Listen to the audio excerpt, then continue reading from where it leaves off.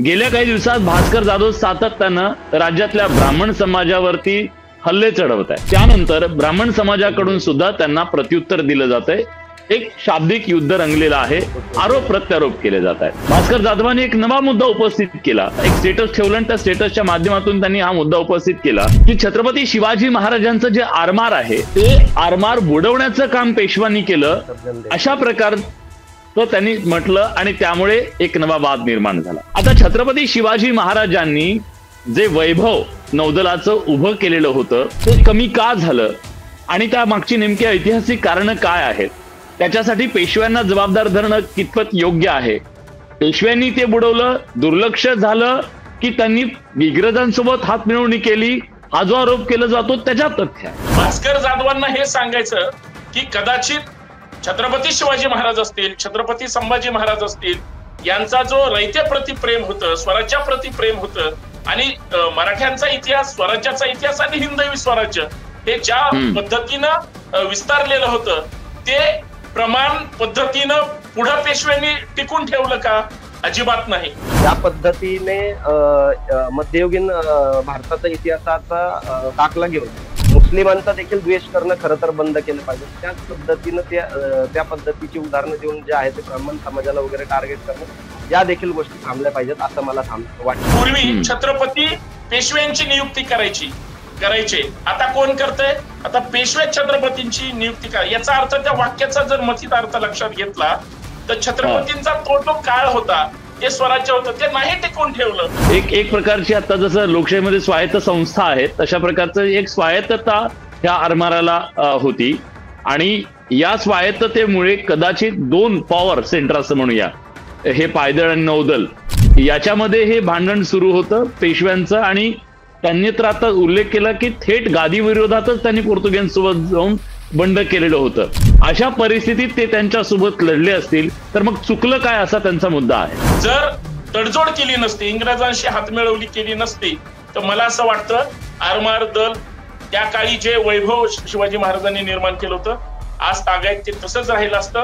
आज हे काय राजकारण आहे? एवढं ब्राह्मणांच्या विरोधात का पेटून उठलेत? गुहागर मधला एक प्रभाग आहे आणि त्या प्रभागातले काही प्रमुख कार्यकर्ते जे पूर्वी भास्कर जाधवांचे अतिशय खंदे समर्थक मानले जायचे, अशांनी काही दिवसांपूर्वी शिंदेच्या शिवसेनेत प्रवेश केलेला आहे आणि तो सगळा कार्यक्रम जिथे झाला त्याच ठिकाणी भास्कर जाधव गेले होते आणि त्या भागातच त्यांनी या वक्तव्यांच्या फटाक्यांची सुरुवात केलेली आहे। त्यामुळे त्या सगळ्याला एक राजकीय पार्श्वभूमी आणि ते संस्थान वगैरे स्थापन झालं वगैरे त्यांच्यावर हल्ला करण्यासाठी जे राघोजी पेशवे गेले होते ते कोण होते? मग ते कशासाठी गेले होते? मग अहिल्याबाई होळकर यांनी त्यांना पत्र लिहिलं होतं, त्याच्याविषयी देखील बोला ना। जी तुम्ही जे काही अजेंडा करताय का ते मराठा आणि ब्राह्मण एकत्र आले वगैरे, तो अजेंडा थोडा वेळ जरा बाजूला ठेवा मला असं वाटतं आणि याच्यातूनच हे वाद निर्माण होतो। तुम्ही जे सांगता ना ते मराठा ब्राह्मण, आता ऐका ना, मराठा रियासत म्हणायचं, मराठेशाही म्हणायचं, मराठा रियासत म्हणायचं, मराठेशाही म्हणायचं आणि मग मराठा ब्राह्मण एकत्र आले तर अरे हे काय मग आता? मंडळी नमस्कार, मी विलास बडे, न्यूज 18 लोकमतच्या थेट मुद्द्यावर या विशेष कार्यक्रमात आपल्या सगळ्यांचं स्वागत। आजचा मुद्दा आहे एका नव्या वादाचा आणि हा वाद निर्माण केला तो म्हणजे भास्कर जाधव, शिवसेना उद्धव बाळासाहेब ठाकरे पक्षाचे नेते असलेले भास्कर जाधव। गेल्या काही दिवसात भास्कर जाधव सातत्यानं राज्यातल्या ब्राह्मण समाजावरती हल्ले चढवत आहेत आणि त्यानंतर ब्राह्मण समाजाकडून सुद्धा त्यांना प्रत्युत्तर दिलं जातंय। एक शाब्दिक युद्ध रंगलेलं आहे, आरोप प्रत्यारोप केले जात आहेत। पण खरं तर जातीय विषयावरून आता महाराष्ट्रामध्ये अशा प्रकारचे वाद सातत्यानं का निर्माण केले जात आहेत हा प्रश्नच आहे। हा सगळा वाद शमलेला आहे असं वाटत असताना पुन्हा भास्कर जाधवांनी एक नवा मुद्दा उपस्थित केला आणि त्यांनी मुद्दा हा उपस्थित केला, एक स्टेटस ठेवलं आणि त्या स्टेटसच्या माध्यमातून त्यांनी हा मुद्दा उपस्थित केला की छत्रपती शिवाजी महाराजांचं जे आरमार आहे ते आरमार बुडवण्याचं काम पेशवांनी केलं, अशा प्रकारचं त्यांनी म्हटलं आणि त्यामुळे एक नवा वाद निर्माण झाला। आता नौदल, आरमार या सगळ्याचे जनक कोण आहेत भारताच्या? तर ते छत्रपती शिवाजी महाराज आहेत। आपल्याला सगळ्यांना त्याची कल्पना आहे। आता छत्रपती शिवाजी महाराजांनी जे वैभव नौदलाचं उभं केलेलं होतं ते का बुडालं, ते कमी का झालं आणि त्या मागची नेमकी ऐतिहासिक कारणं काय आहेत, त्याच्यासाठी पेशव्यांना जबाबदार धरणं कितपत योग्य आहे? पेशव्यांनी ते बुडवलं, दुर्लक्ष झालं की त्यांनी इंग्रजांसोबत हातमिळवणी केली, हा जो आरोप केला जातो त्याच्यात तथ्य आहे. ऐतिहासिक संदर्भ नेमके काय सांगतायत की केवळ या सगळ्या मुद्द्याला जाती रंग देण्यासाठी हे सगळं केलं जातंय का? प्रश्न अनेक आहेत आणि या सगळ्या प्रश्नांची चर्चा आपल्याला करायची आहे. आपल्यासोबत या चर्चेत सहभागी होण्यासाठी मान्यवर पाहुणे जोडले गेलेले आहेत. आपल्यासोबत आता संभाजी ब्रिगेडचे नेते संतोष शिंदे आपल्यासोबत आहेत. संतोषजी, स्वागत आहे तुमचं न्यूज 18 लोकमत मध्ये. आपल्यासोबत इतिहास अभ्यासक पार्थ बावस्कर सुद्धा जोडले. बाविस्कर आपल्यासोबत आहेत. पारजी, तुमचंही स्वागत आहे. आणि इतिहास अभ्यासक पैगंबर शेख सुद्धा या चर्चेमध्ये सहभागी झालेले आहेत. मी त्यांचं सुद्धा स्वागत करतो. पैगंबर, स्वागत आहे. पण संतोषजी, सुरुवात तुमच्यापासून ती याच्यासाठी की भास्कर जाधव जे सांगू पाहत आहेत, भास्कर जाधवांना असं सुचवायचंय, सांगायचंय की छत्रपती शिवाजी महाराजांचं जे सामर्थ्यवान असं नौदल होतं, आरमार होतं, ते बुडवण्याचं काम पेशव्यांनी केलं. याच्याशी तुम्ही सहमत आहात का? तुमचं काय म्हणणं आहे? सर्वप्रथम सर्वांना सप्रेम जय जाऊ, जय शिवराय. मुळात जय शिवराय. भास्कर जाधव साहेब एक सभागृहातले अभ्यासू आणि महाराष्ट्राच्या राजकारणाला जवळून पाहणारे एक अभ्यासक, जरी विरोधी पक्षनेते झालेले नसले तरी ते एक आमदार म्हणून अत्यंत जबाबदारीनं ते बोलणारे आणि रोखठोक भूमिका मांडणारे नेते आहेत, अशी महाराष्ट्राला ओळख आहे. छत्रपती शिवाजी महाराजांच्या बाबतीमध्ये त्यांनी जे वक्तव्य केलं, खरं तर ही गोष्ट खरी आहे की नानासाहेब पेशव्यांनी इंग्रजाच्या काळामध्ये ज्या पद्धतीची हातमिळवणी केली आणि छत्रपती शिवाजी महाराजांचा जो दैदिप्यमान इतिहास होता, मराठ्यांचं साम्राज्य होतं आणि ज्या आरमार दलाची निर्मिती छत्रपती शिवाजी महाराजांनी केली, आज 400 वर्षांनंतर मोदी सरकारला सुद्धा ते मान्य करावं लागलं आणि आता त्यांच्या त्या संपूर्ण नौदलामध्ये छत्रपती शिवाजी महाराजांच्या त्या आरमार दलाचं कौतुक केलं जातं. परंतु त्या काळी अशी समज होती आणि कंपनी सरकारसोबत, इंग्रजांसोबत थेट हातमिळवणी केली ना स्वराज्याचा, म्हणजे पेशव्यांना त्या काळच्या समकालीन परिस्थितीमध्ये जुळवून घ्यायचं होतं, म्हणून हा सगळा प्रकार झाला. भास्कर जाधवांना हे सांगायचं की कदाचित छत्रपती शिवाजी महाराज असतील, छत्रपती संभाजी महाराज असतील, यांचा जो रयतेप्रती प्रेम होतं, स्वराज्याप्रती प्रेम होतं आणि मराठ्यांचा इतिहास, स्वराज्याचा इतिहास आणि हिंदवी स्वराज्य हे ज्या पद्धतीनं विस्तारलेलं होतं, ते प्रमाण पद्धतीनं पुढं पेशव्यांनी टिकून ठेवलं का? अजिबात नाही. पेशवाईच्या काळामध्ये किंवा पेशव्यांच्या काळामध्ये काय म्हणजे शिवशाही टिकली गेली का? ती कितपत बदनामी करण्यात आली. मध्ये काही नेते बोलले होते की पूर्वी छत्रपती पेशव्यांची नियुक्ती करायचे, आता कोण करतंय? आता पेशवे छत्रपतींची नियुक्ती करा. याचा अर्थ, त्या वाक्याचा जर मथित अर्थ लक्षात घेतला तर छत्रपतींचा तो काळ होता, ते स्वराज्य होतं, ते नाही टिकून ठेवलं. हे पुढं ज्या पद्धतीनं बदनाम केलं गेलं किंवा ज्या पद्धतीनं पेशवाईच्या काळामध्ये, म्हणजे ज्या शिवाजी महाराजांनी जाती भेदाच्या कुठल्याही भिंती ठेवल्या नाहीत, रयत म्हणून सगळ्यांना सांभाळलं, नंतरच्या काळामध्ये पेशवाई आणि पेशवाईच्या काळामध्ये कशा पद्धतीची वागणूक दिली, हा म्हणजे महाराष्ट्रासमोर, देशासमोर इतिहास आहे. या सगळ्या परिस्थितीमध्ये शिवरायांचा जो स्वराज्याचा वारसा होता तो बुडवण्यात आला, तो बदनाम करण्यात आला किंवा तो संपवला गेला असं सुद्धा म्हणावं लागेल. परंतु शिवाजी महाराज या सगळ्या परिस्थितीमध्ये त्यांचं जे कार्य आहे, ते शौर्य आहे, ते महाराष्ट्राच्या, देशाच्या आणि जगाच्या मनामध्ये ते म्हणजे लिहिलं गेलंय, रुतलं गेलेलं आहे. ते वेगळं सांगायची गरज नाही. ठीक आहे. खरं तर मला तुमच्या या मांडणीवरती पार्थ बाविस्कर यांचं मत लगेच घ्यायचं होतं, पण पार्थ आता आपल्या सोबत नाहीयेत, डिस्कनेक्ट झालेले आहेत. मी त्यांच्याकडे जातो. पण पैगंबर शेख आपल्या सोबत आहेत. पैगंबर, ही जी मांडणी आता त्यांनी केली, त्याला आपण या अंगानं बघावं का पेशव्यांच्या अंगाने बघावं, जातीच्या अंगाने बघावं? पेशव्यांचं दुर्लक्ष झालं म्हणावं, तत्कालीन इंग्रज जे होते त्यांचा साम्राज्य विस्तार जो होत होता ते त्याला कारणीभूत होतं म्हणावं, काय म्हणावं? आरमारची त्याचं जे शक्ती होती, ती शक्ती निश्चितपणे कमी झाली, पण त्याला जबाबदार कोण होतं? आरमार का बुडालं? तुमचं विश्लेषण काय? ऍक्च्युली मध्ययुगीन भारतामध्ये जे काही साम्राज्य स्थापन झाली आणि जी काही साम्राज्य विस्तार झाली, त्या साम्राज्य स्थापनेवरून आणि साम्राज्य विस्तारावरून आत्ताच्या परिस्थितीमध्ये 21व्या शतकामध्ये एखाद्या धर्मीयांना आणि एखाद्या जातीय एखाद्या समाजाला देखील टार्गेट करणं हे पूर्णपणे खरं तर चुकीचं आहे. का चुकीचं आहे? कारण की तो एक काळ होता, त्या काळामध्ये साम्राज्य सत्ता स्थापन व्हायची आणि त्याचा विस्तार व्हायचा. हा एक मानवी संस्कृतीचा त्या काळातला एक भाग आहे.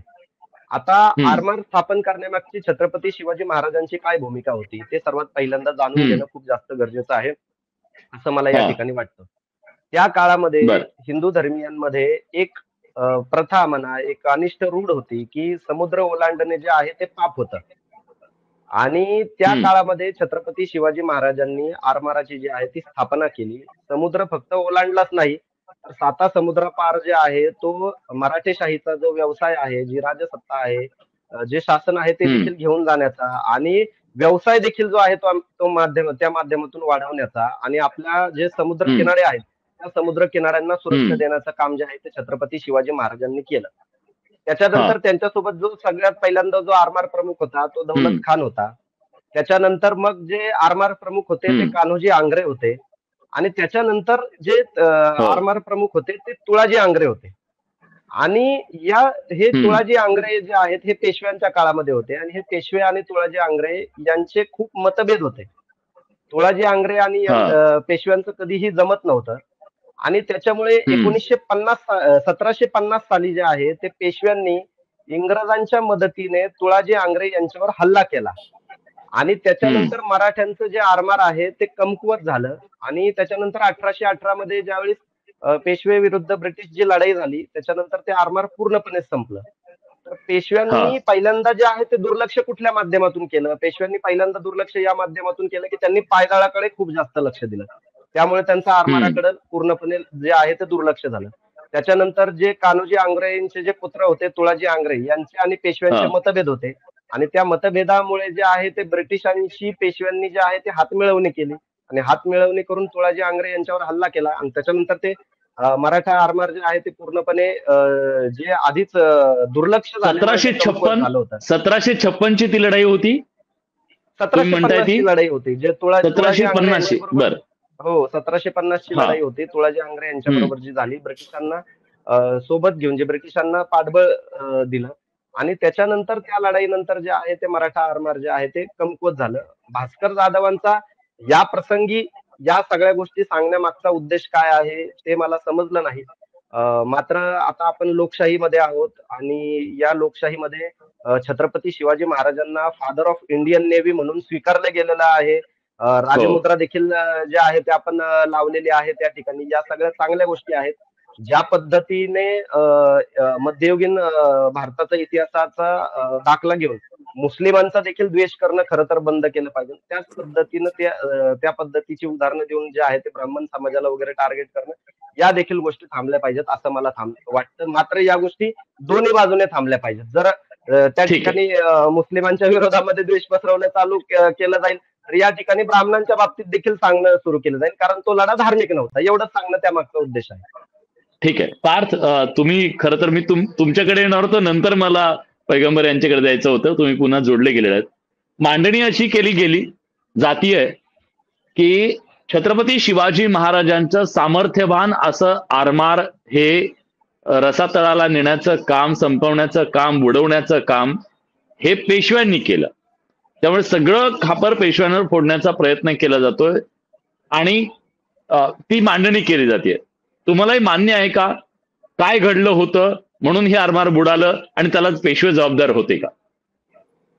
नमस्कार, मी मध्यंतरी जरा चर्चेतनं बाहेर गेलो होतो कारण नेटवर्कचा इश्यू होता. आता चर्चेमध्ये पैगंबर शेख यांनी उल्लेख केला की 1756 सालची ती लढाई होती आणि आपण साधारण इतिहासाचा जर उल्लेख बघितला तर 1756 पासून ते पुढे 1818 पर्यंत या देशात मराठ्यांचं राज्य होतं. म्हणजे त्याच्यानंतर साधारण आज आपण हिशोब केला तर 72 वर्ष या देशात मराठ्यांचं राज्य होतं.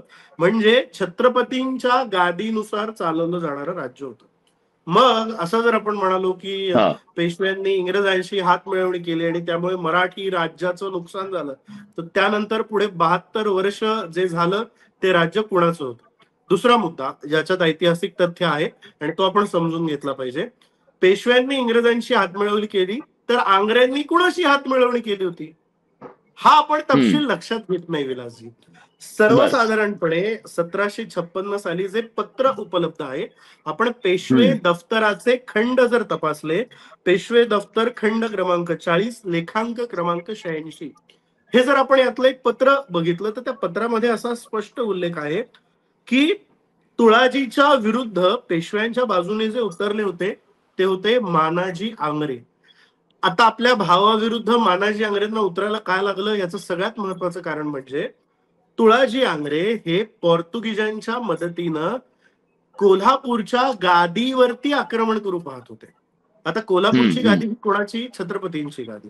मग तुम्ही कोल्हापूरच्या आणि सातारच्या गादीवरती जर आक्रमण करत असाल तर मग त्यांना थोपवण्याचं, त्यांना थांबवण्याचं काम जर इंग्रजांच्या मदतीने पोर्तुगीजांच्या विरुद्ध आणि आंग्र्यांच्या विरुद्ध छत्रपतींनी केलं असेल, तर पेशव्यांनी केलं असेल, तर त्यात त्यांचं काय चुकलं? मग स्वराज्याच्या छत्रपतींविरोधात जर कोणी अशा पद्धतीचं काम करत असेल तर आपण त्याला त्याचा बिमोड करायचा की नाही? एक 2 मिनिटं आणखी वेळ असेल तर मी आणखी काही उदाहरणं इथे देऊ इच्छितो. ते जे मूळ पत्र आहे ते पत्र मी तुम्हाला वाचून दाखवतो, म्हणजे काय होईल, पेशवे दफ्तरातलं मूळ पत्र वाचून दाखवलं तर अधिक त्याचा खुलासा होईल. पत्र वाचतो. तीर्थरूप राजश्री देवबादादा स्वामी वडिलांचे सेवेसी, त्यातलं ते मुख्य जे वाक्य आहे ते मी वाक्य तुम्हाला वाचून दाखवतो. यानंतर आम्हाकडील वर्तमान तर राजश्रीचे आज्ञेने राजश्री रघुनाथ दळवी व आम्ही वरकड सरदार ऐसे भगवंतगडी आलो. 8/4 रोज जमाव जुडेपर्यंत आंग्रेकडील आयली आली आवई आली की फिरंगी व आंग्रा एक होऊन आरमार व खुशगरीने भगवंतगडास येतात. आता या पत्रात असा स्पष्ट उल्लेख आहे की आंग्रे आणि फिरंगी म्हणजे पोर्तुगीज एक झाले आणि त्यांनी मिळून छत्रपतींच्या गादी विरुद्ध बंड मांडलं. पेशवे हे अखेरपर्यंत छत्रपतींच्या गादीचे सेवक होते. मग जर गादीला नुकसान पोहोचवण्याचं काम पोर्तुगीजांच्या मदतीनं कोणी करत असेल आणि त्याला जर बिमोड घातला तर त्यात त्यांचं काय चुकलं तुम्ही सांगा. बर संतोषजी, त्यांनी असा मुद्दा मांडला आता की छत्रपतींच्या आरमार म्हणजे स्वायत्तता होती, बरोबर? मी जर चुकत असेल, मी तुमच्यासारखा इतिहासाचा अभ्यास नाहीये.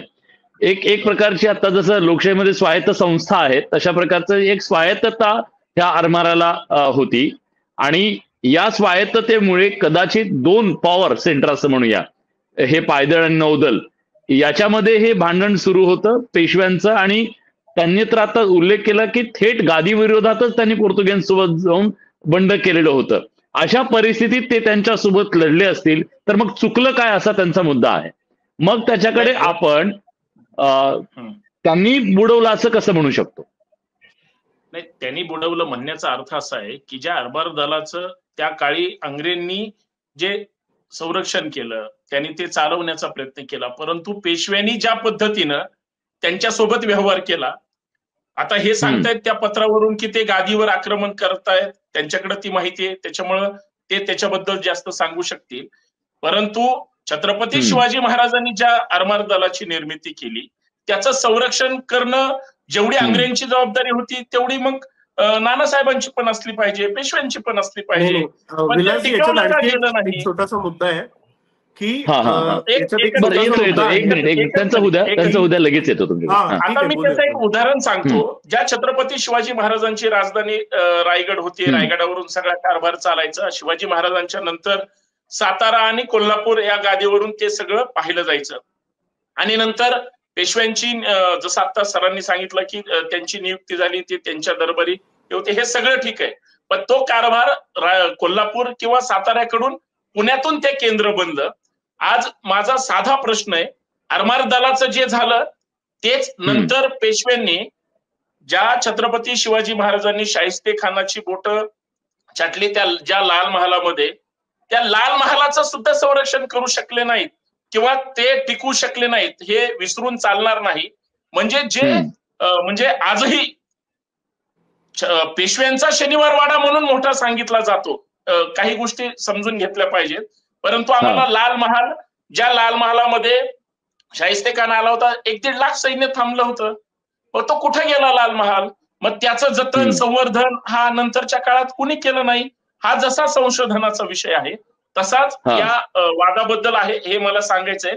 म्हणून जर तडजोड केली नसती, इंग्रजांशी हातमिळवणी केली नसती, तर मला असं वाटतं आरमार दल त्या काळी जे वैभव शिवाजी महाराजांनी निर्माण केलं होतं, आज तागायत ते तसंच राहिलं असतं जे की आज आहेच. बरं पैगंबर, मला सांगा, आता ते असं म्हणतात की एक प्रकारे हातमिळवणी केली इंग्रजांसोबत म्हणून हे घडलं, पण याच्यातला मुद्दा हा सुद्धा आहे का की साधारणपणे पेशव्यांची जी रणनीती आपण बघितली तर ती रणनीती आपल्याला जमिनीवरच्या मोहिमांच्या संदर्भातली दिसते. मग ते उत्तर भारत असेल किंवा माळवा असेल किंवा गुजरात असेल, या भागामध्ये विशेषतः त्यांच्या सगळ्या लढाया जमिनीवरती होते. दुर्लक्ष नौदलाकडे झालं त्यांचं, हे त्याच्या मागचं कारण होतं की इंग्रजांसोबत हातमिळवणी केली ते त्याच्या मागचं कारण होतं.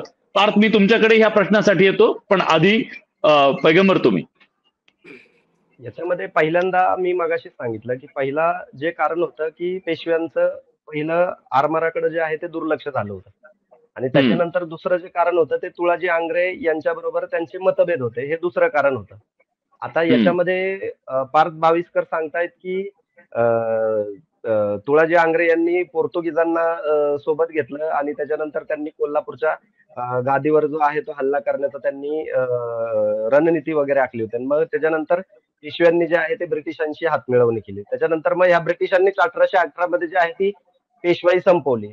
मला असं वाटतं की या सगळ्या घटनाक्रमाचा जर विचार केला किंवा या सगळ्या परिस्थितीचा जर विचार केला, मला असं वाटतं की मध्ययुगीन भारतामध्ये, मी पुनश्च तेच सांगतो की मध्ययुगीन भारतामध्ये सत्तेसाठी ज्या ज्या गोष्टी ज्या ज्या वेळी कराव्या लागतील त्या त्या गोष्टी ज्यांनी केल्या. स्वतःला राज्य स्थापन करणे आणि राज्य विस्तारासाठी ज्या ज्या गोष्टी तडजोड म्हणा, तह म्हणा, युद्ध म्हणा, त्या त्या गोष्टी केल्या, आणि त्या गोष्टीचा रेफरन्स घेऊन आत्ताच्या घडीला काहीतरी त्याच्यावरून एखाद्या समाजाला बोलणं, टार्गेट करणं, या गोष्टी मला असं वाटतं की तितक्याच निंदनीय म्हणू शकतो किंवा या गोष्टी थांबवल्या गेल्या पाहिजेत. हा इतिहासाचा अभ्यास इतिहासाच्या परिप्रेक्षाने केला पाहिजे. जसे पार्थ भाविस्कर यांनी आता काही रेफरन्स दिले, त्याचा देखील अभ्यास केला गेला पाहिजे. या सगळ्या गोष्टी केल्या पाहिजेत. मात्र त्याच्यावरून द्वेषभाव काहीतरी पेशवे होते तर पार्थ भाविस्कर काहीतरी त्याच पद्धतीच्या विचारांचे आहेत, या पद्धतीने काहीतरी विचार करणे. मग आता औरंगजेब होता तर मग पैगंबर शेखला त्याच्या पट्टीमध्ये काहीतरी बसवून नेणे, या पद्धतीने काहीतरी ज्या पद्धतीने बोललं जातं, मला असं वाटतं की या गोष्टी ज्या आहेत त्या थांबवल्या पाहिजेत. कारण याने लाभ काही होणार नाही. इतिहासातून आपण शिकायला हवं, इतिहासातून जे आहे इतिहासातून धडा काहीतरी घेतला पाहिजे. मात्र मला असं वाटतं की इतिहासाची उदाहरणं घेऊन द्वेष पसरवण्याचं जे काम आहे ते मोठ्या प्रमाणामध्ये केलं जातं. आणि हा मुद्दा जे भास्कर जाधव आहे त्यांनी नक्की आणलाय का, हा सगळ्यात पहिला प्रश्न आहे. कारण नौदल दिन पण नाहीये, त्याच्या मागे त्यांची पार्श्वभूमी काय आहे नक्की. आवाज गेला आवाज येत नाही.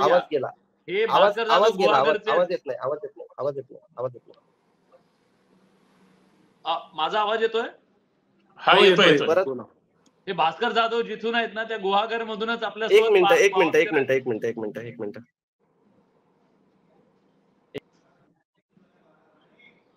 पार्थ भावस्कर आता आपल्या सोबत गुहागर मधूनच आहेत. पार्थ, हे काय राजकारण आहे? एवढं ब्राह्मणांच्या विरोधात का पेटून उठलेत? काय नाही विलासजी, ते काय प्रॉब्लेम काय त्यांचा? गंमत काय झाली माहितीये का, की गुहागर मधला एक प्रभाग आहे आणि त्या प्रभागातले काही प्रमुख कार्यकर्ते जे पूर्वी भास्कर जाधवांचे अतिशय खंदे समर्थक मानले जायचे, अशांनी काही दिवसांपूर्वी शिंदेच्या शिवसेनेत प्रवेश केलेला आहे. आणि तो सगळा कार्यक्रम जिथे झाला त्याच ठिकाणी भास्कर जाधव गेले होते आणि त्या भागातच त्यांनी या वक्तव्यांच्या फटाक्यांची सुरुवात केलेली आहे. त्यामुळे त्या सगळ्याला एक राजकीय पार्श्वभूमी आणि ते स्थानिक गुहागरचा म्हणून मला ते सगळं राजकारण माहिती आहे. पण मी त्या वादात फारसा पडत नाही, कारण ते राजकारणाच्या बाजूला. पण 3 मुद्दे मी तुम्हाला सांगतो. टार्गेट करणं, एखाद्या समाजाला असं टार्गेट करणं, त्यातून काय प्रस्थापित होणार आहे? शेवटी विद्वेषाच्या भिंतीच उभ्या राहतील ना त्याच्यातून. तर हे भास्कर जाधवांना लवकर कळायला हवं.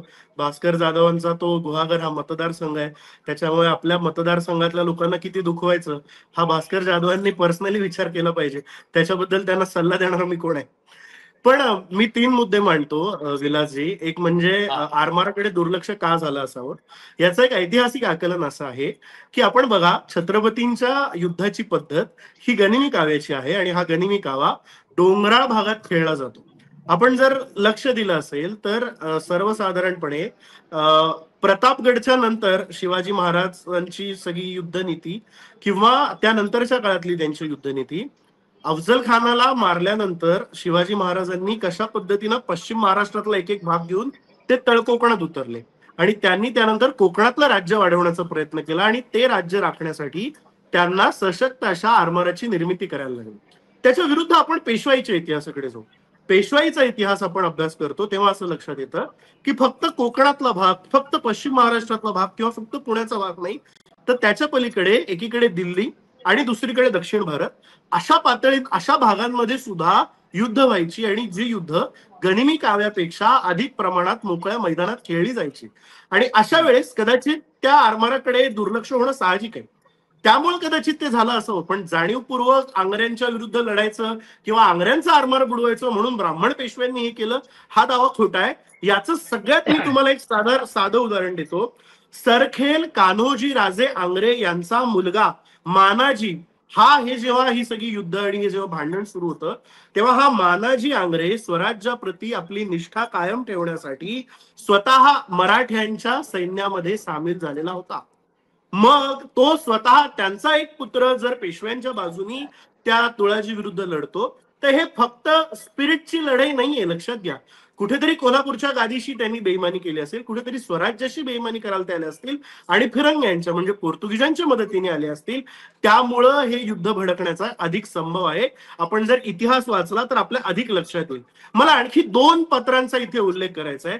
मी त्या 2 पत्रांचा उल्लेख एक फक्त मला म्हणजे तुळाजी आंग्रे यांनी फिरंग्यांची मदत घेतली, बरोबर. मग पेशव्यांनी कोणाची मदत घेतली? मग फिरंगी म्हणजे पोर्तुगीज, पेशव्यांनी इंग्रजांची मदत घेतली. मग ते पण बाहेरच होते ना. मग बाहेर होते, मान्य. मुद्दा काय माहितीये का, पण पेशवे छत्रपतींच्या गादीवरती उठलेले नव्हते, लक्षात घ्या. पेशव्यांच्या मी म्हणतोय, माझा म्हणण्यामागचा उद्देश थोडासा समजून घ्या की मी तेच म्हणतोय की त्या काळामध्ये सत्तेसाठी, गादीसाठी, राज्यासाठी जे आहेत ती युद्ध होणं या सामान्य बाबी असायच्या. माझं या सगळ्या गोष्टी सांगण्यामागचा उद्देश आहे. नाही, आणखी आता मी पैगंबर शेख, मी आता जे मुद्दे मांडीन ना त्याने आणखी गोष्टी क्लिअर होतील. आता ऐका, आता हे जे तुळाजी आंग्रे, हे तुळाजी आंग्रे काय करायचे, जो भाग त्यांच्याकडे दिलेला होता त्या तुळाजी आंग्रेंनी त्या भागामध्ये स्वतःची अशी कर पद्धत सुरू केलेली होती. आता मी जे आपल्याला म्हणतोय ना, ही कर पद्धत खरं तर छत्रपतींच्या राज्यांनी घालून दिलेल्या नियमानुसार असायला पाहिजे, पण तुळाजी राजेंनी काही भागांमध्ये आपली स्वतःची अशी कर पद्धत सुरू केलेली होती. जहाजेम पकडा, त्यांचा माल परत करताना काही माल परत करत नसे, अशा स्वरूपाच्या तक्रारी वाढत होत्या.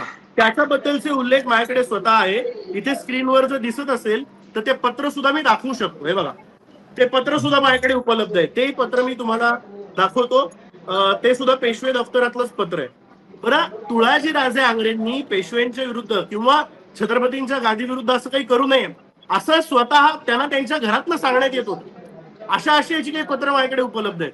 त्याच्यामुळे हा वाद जो काय सरसगट त्या भास्कर जाधवांनी त्याला ब्राह्मण विरुद्ध मराठा किंवा ब्राह्मण विरुद्ध इतर असा जो लावलाय ना, हा चुकीचा वाद आहे. हा ऐतिहासिक वाद आहे. याच्यामध्ये काहीतरी ऐतिहासिक रेफरन्सेस आहेत, ते आपण समजून घेतले पाहिजे. मुळात भास्कर जाधवांनी जे वक्तव्य केलं, खरं तर ते जातीवर केलं का याचा पण शोध घेतला पाहिजे. आणि एक राजकारणी 4 दिवस जातीवर वक्तव्य करतात, त्याचं काय? नाही, मी तेच सांगतोय. आणि मग नंतर आता त्यांनी हा जो रेफरन्स दिला, खरं तर हे राजकारणासाठी दिलाय की कशासाठी दिलाय हा संशोधनाचा विषय. भास्कर जाधव सातत्यानं त्यांचा जो वाद सुरू आहे तो गेले 4 दिवस तेच करतायत. 4 दिवस झाले त्यांचं टार्गेट ठरलेलं आहे. त्यांचं टार्गेट ठरलेलं आहे. आता विलासजी, आणि ज्या पद्धतीनं मला एक विद्यार्थी म्हणून विचारतोय, आता तुम्ही सगळे अभ्यासक आहात, मी एक विद्यार्थी म्हणून विचारतोय, जर समजा छत्रपती शिवाजी महाराजांचं जे बलाढ्य असं आरमार आहे ते आरमार तसंच राहिलं असतं, त्याची ताकद तितकी राहिली असती, तर आपण ह्या विदेशी शक्तींना रोखू शकलो असतो का बरं? 100% रोखू शकलो असतो. मुळात छत्रपती शिवाजी महाराजांचा काळ असू द्या किंवा आत्ताचा काळ असू द्या, त्यावेळेची लोकसंख्या आणि आत्ताची लोकसंख्या आणि परिस्थिती याची जर तुलना केली, शिवाजी महाराजांच्या काळामध्ये आत्तासारखी कुठली अद्ययावत कुठलीही यंत्रणा तंत्रज्ञ काहीच नव्हतं. तरी सुद्धा शिवाजी महाराजांनी एक चांगल्या आरमार दलाची निर्मिती केली होती. त्याचाच संदर्भ घेऊन आज त्याच पद्धतीची उभारणी आणि त्याच्यामध्ये अजून बदल होत आहेत. मला एवढंच म्हणायचंय की इतिहासातून प्रेरणा घेतली पाहिजे, इतिहासातून जगण्यासाठी काहीतरी शिकलं पाहिजे आणि ती लोकांवर बिंबवली गेली पाहिजे. मुळात होतंय काय, काही मुद्द्यांवर काही लोक जाणीवपूर्वक टीका टिप्पणी करून इतिहासामध्ये जे खरंय ते दाबण्याचं, खरा इतिहास पुढे न येऊ देण्याचं कारण करतात आणि दुसऱ्या बाजूला जो खोटा इतिहास आहे तोच वारंवार पुढे आणून तो कशा पद्धतीने बदनाम केला गेला पाहिजे, या सगळ्या गोष्टी याच्यातून मला तरी राजकीय या सगळ्या गोष्टीतून वास येतोय असं लक्षात येतं. ठीक आहे, पण संतोष एक उल्लेख मी अजून करतो विलासजी. मुद्दा फक्त एक सेकंड फक्त संतोषजींना मला विचारायचं आहे. संतोषजी, समजा आपण भास्कर जाधव म्हणतात की त्यावेळच्या पेशव्यांमुळे हे बुडालं, पण अल्टिमेटली सत्ता कोणाच्या हाती होती? पेशवे कोणाकडे होते? तत्कालीन छत्रपतींची सुद्धा काही जबाबदारी होती की नव्हती?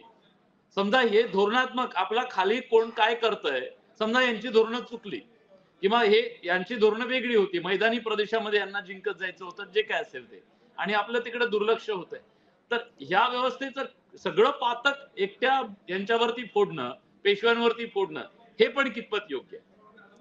नाही, इंग्रजाच्या मध्यस्थीनं त्यांच्या सहकार्यातून ज्या वेळेस पूर्ण घराणेशाहीवर ज्या पद्धतीचं नाही म्हणलं तरी आक्रमण म्हणा किंवा त्यांच्या प्रत्येक निर्णयात हस्तक्षेप म्हणा किंवा इंग्रजाशिवाय आता कोणीच काही करू शकत नाही, हा जो त्यावेळीची परिस्थिती आहे, कदाचित त्याच्यामुळे ह्या सगळ्या गोष्टी असाव्यात, ते नाकारता येणार नाही. परंतु छत्रपतींनी या सगळ्याकडेच दुर्लक्ष केलं का याचा सुद्धा अभ्यास करणं गरजेचं आहे आणि तशी माहिती पुढे येणं गरजेचं आहे. मुळात याच्याबद्दल फारसं लिखाण, फारशी माहिती जे भाविस्कर सर आता काही रेफरन्स देत आहेत, कदाचित ती कमी अधिक प्रमाणात असू शकते, पूर्ण माहिती असू शकत नाही, असं माझं प्रामाणिक मत आहे. मी पूर्ण माहिती देतो संतोषजी, ऐका. मी आता पूर्ण माहिती देतो. म्हणजे काय गंमत आहे, आता पेशवे दफ्तरच ज्यांनी वाचली नाहीत अशांना काय सांगणार मला सांगा? पेशवे दफ्तराचे इतके खंड आहेत, आता ते प्रत्येक खंड मी काढून दाखवू का? त्यातला उल्लेख आहे का? आता तुळाजी आंग्रेंच्या चुका याच्याबद्दल कुठे उल्लेख सापडतो? तर ब्रह्मेंद्र स्वामींचं जे चरित्र आहे त्या चरित्रात ब्रह्मेंद्र स्वामींची काही पत्र आहेत. आता या ब्रह्मेंद्र स्वामींच्या पत्रातला एक उल्लेख आहे का?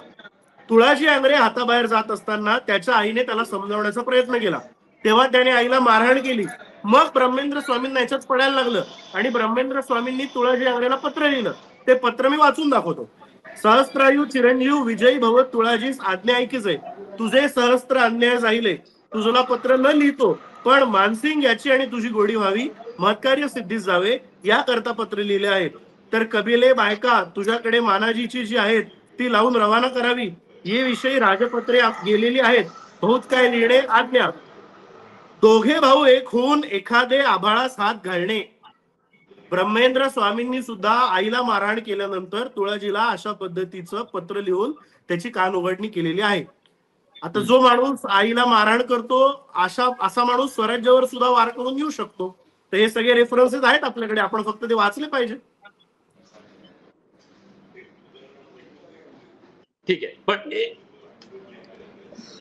या सगळ्यांना एक दिसतंय का असं की हा पैगंबर मला सांगा, हा धोरणात्मक एक भाग होता, याला त्या अंगाने बघायला नकोय? आजच्या एक गोष्टीकडे ज्या आजच्या राजकारणानं, आजच्या राजकीय नजरेतून, दृष्टिकोनातून, स्थानिक राजकारणातून याकडे पाहिलं जात आहे, पण खरं तर नजरेतून बघायला पाहिजे का?